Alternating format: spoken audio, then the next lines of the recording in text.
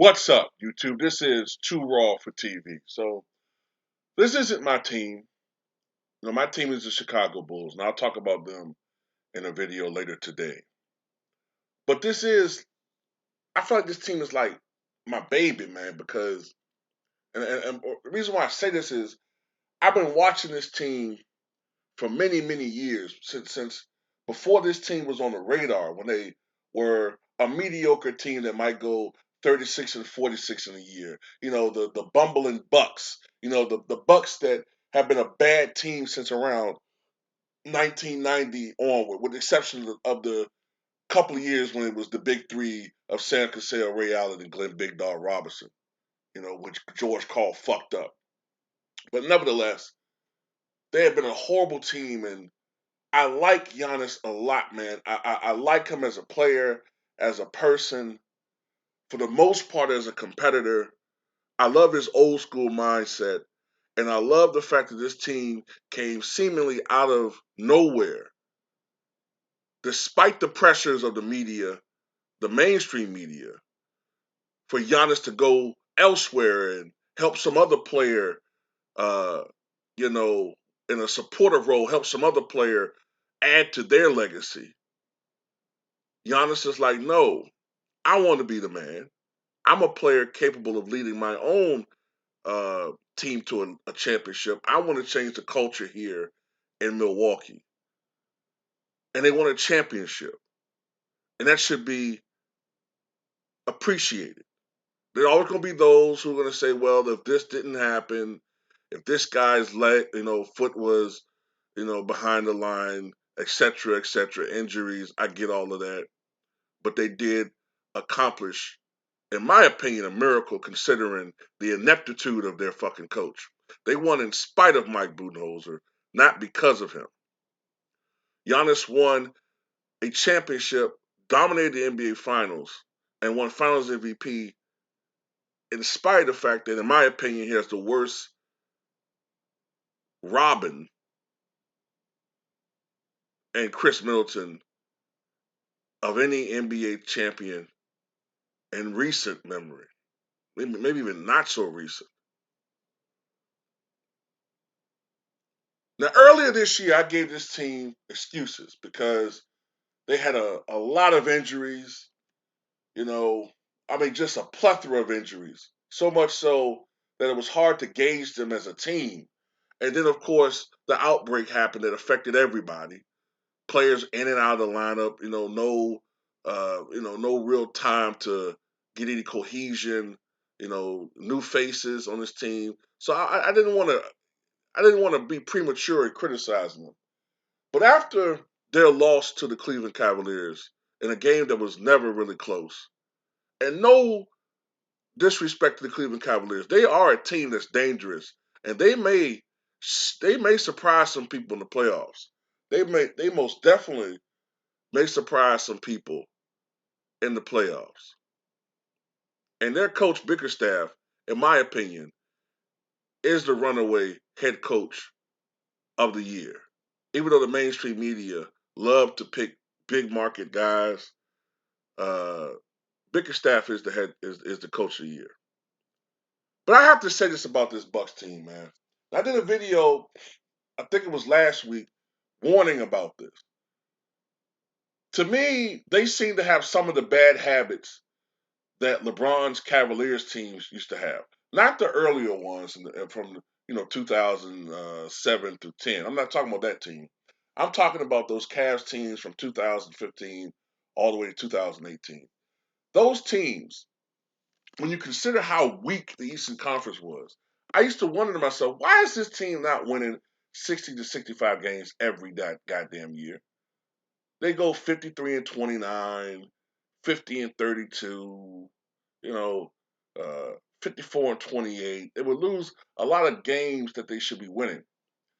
Milwaukee has this problem where they are up when they're going up against the upper echelon teams, or the teams that are perceived to be the upper echelon teams. When you're talking about the Warriors, even though the Lakers aren't great record wise, they got a lot of attention.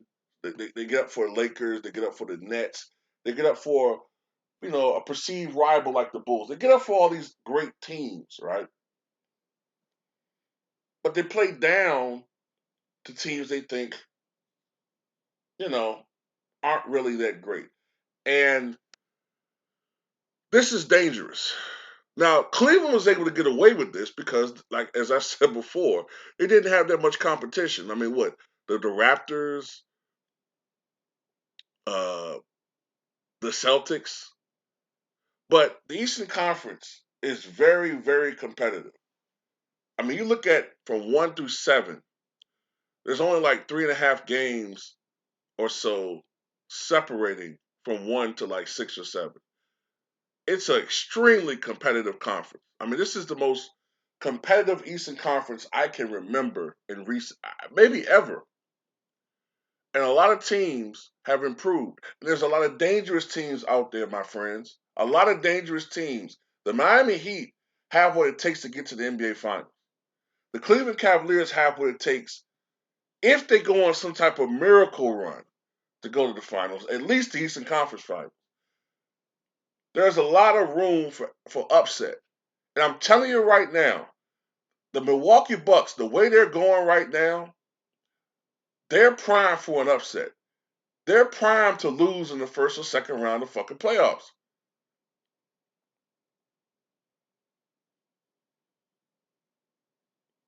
Part of the problem is their coach. A big part of the problem is the coach. A lot of his schemes, his rotations are horrible. I don't understand what the fuck. He is a coach who is adamant about his system prevailing over what is best for the unit that's out there right now. He is frustrating to watch as a coach and to observe as a coach. He takes Giannis out of games when the Bucks need him. Mind you, Giannis is 27 years old. If LeBron James can play 37 plus minutes a night on average, pushing 40, why do you keep taking Giannis out of games? He's only averaging like 32 minutes a game. Why are you babying him like this? If you need Giannis out there when they're going on a run, why take him out? Especially if Chris Middleton and Drew Holiday don't have it. Like they didn't have it last night. Then when teams are doubling and tripling Giannis and harassing him, why don't you have guys like cut to the basket? Why is there not more emotion on the offense? Why are guys just fucking standing around? He drives me insane with some of the shit he does, man. Part of the problem also is this roster. The reason why I wanted Boogie Cousins on this roster for the Bucks, if not for the Bulls, is this team needs some toughness, man. They need some toughness and some hustlers. They do miss CJ Tucker. Excuse me. They miss CJ Tucker badly. I mean, last night they had Drew Holiday, who is a good perimeter defender, but they had Drew Holiday guarding Kevin Love. Mind you, Kevin Love is 6'10". What the fuck do you think he's going to do? What are you doing?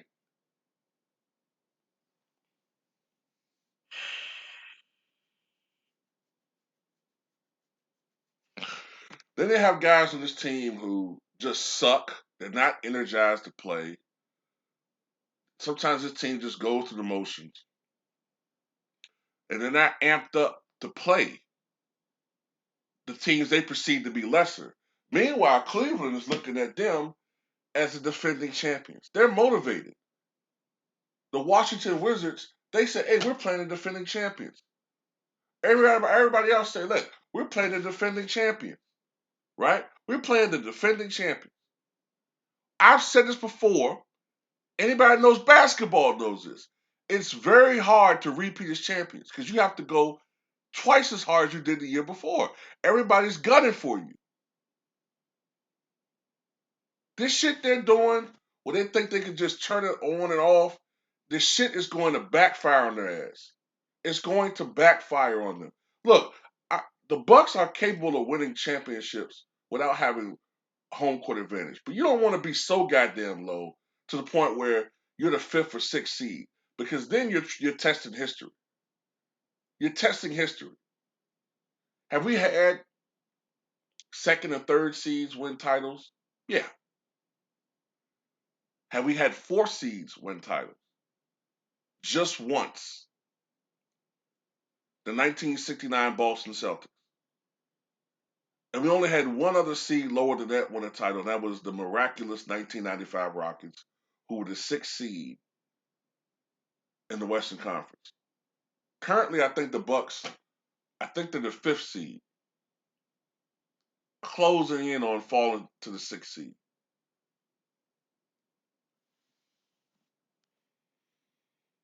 And, it's unacceptable, man. This roster, man, they're not tough, in my opinion. They're not tough enough. I doubt the resiliency of this team. And some of these guys, man, they act like because they're on the Bucks, they already won a title. Some of you motherfuckers weren't there last year. And lastly, but not, I mean, I had to put up here, Giannis, you're a great player, but part of you, man, look, you got to you have to be more of a leader on this team, man.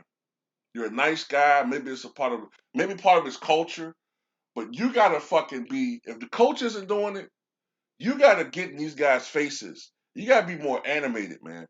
You can't, these guys have to play with a sense of urgency. Or you got to step it up, bro. You got to do what Joel Embiid is doing. You got to play at a whole nother level. You're playing at an extremely high level. Maybe you need to play at MVP Giannis level, the level that we saw in the NBA Finals. Now, you're not going to always be able to do that because some teams, they just double and triple you. But Chris Middleton, you applehead bitch, step the fuck up. Because Chris Middleton gets away with a lot of bullshit because people don't watch this team all the time. Now, for some reason, when he's on television, Chris Middleton seems to play okay or well. But Chris Middleton is a stat padding motherfucker sometimes. Last night, Chris Middleton didn't do anything. Excuse me. He didn't do anything for 3.5 quarters. When the game was out of reach, and Giannis sat down, all of a sudden Chris Middleton goes into another gear just to get his points.